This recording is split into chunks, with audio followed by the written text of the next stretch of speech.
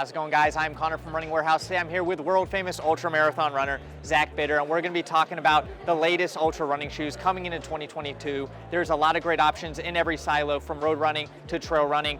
We've got a shoe for you. And Zach, I want you to kind of lay out what your daily training lineup's looking like. I know you've got a shoe for every day. What are some of your favorites? Yeah, I'm a big fan of the shoe quiver, so I usually look at it as what am I going to do like terrain-wise, so I kind of break that usually into trail or off-road and then road or track. And on the trail side, I'm usually going between the Superior and the Timp. Those are both built on the same last, so they kind of fit my foot the same way. Timp's got a little more cushion there, so if I'm on something like technical, loose rock, sharper stuff, then it gives me a little more protection. Superior's a little lighter, a little more flexible, so if it's kind of a smoother, buttery, single track type stuff, I love that shoe.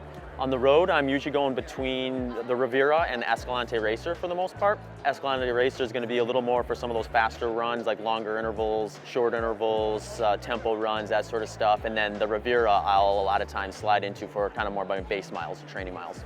Now, when things get a little bit faster, maybe race day, there's some amazing great options from Altra. Have you gotten in the Vanish yet? Yeah, I'm spoiled rotten. So I've been able to do a couple races in the Vanish Carbon so far, and you know, it's going to be in that super shoe category. So it'll be my go-to race shoe for any distance that I do, up to even 100 miles, which is kind of the primary distance I focus on. And it fits the bill. It's going to do really well in that category. It's got all the Ultra features of balanced cushion, foot-shaped toe box, but with that new super shoe technology. Yeah, a lot of great options. And I know it's maybe not your main staple, but I know you train a little bit in the Torin as well. What do you kind of fit that into your training lineup for? Yeah, so the Torin's going to give you just a little more of a soft step and feel, a little more comfort underfoot, and I like that when I'm feeling a little more sore in kind of the feet, ankles, lower legs. So if that part of my body's beat up, I'm going to try to forgive it a little bit with a little more cushion.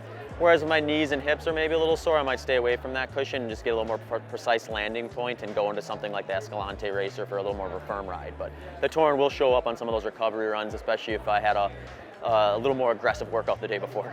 Now, when we talk about recovery runs and we're talking about a high level of cushioning, I know one shoe that kind of pops up a lot is the Olympus. Is that a shoe that you've tried out? Is that something that you fit in maybe on some more recovery days?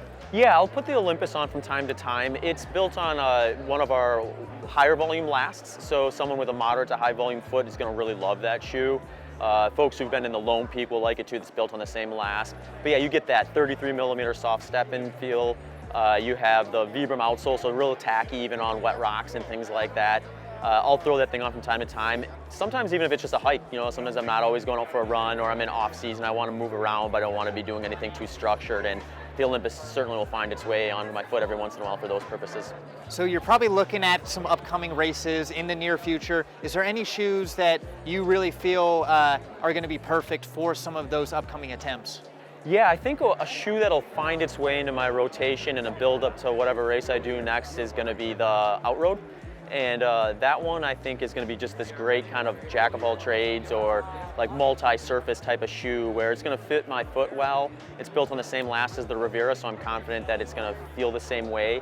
But it's also going to give me the opportunity to take it on a few different terrains, experience kind of another shoe in the rotation that is kind of a little closer to kind of the Rivera for the trails or off-road or a transition type framework. So I think that one will be one that'll find its way into the rotation a bit. And yeah, that's a shoe that's coming out soon. I'm very excited for it. It's got a very unique design because it's not the most cushion, but it should have enough cushioning to go some of those longer distances.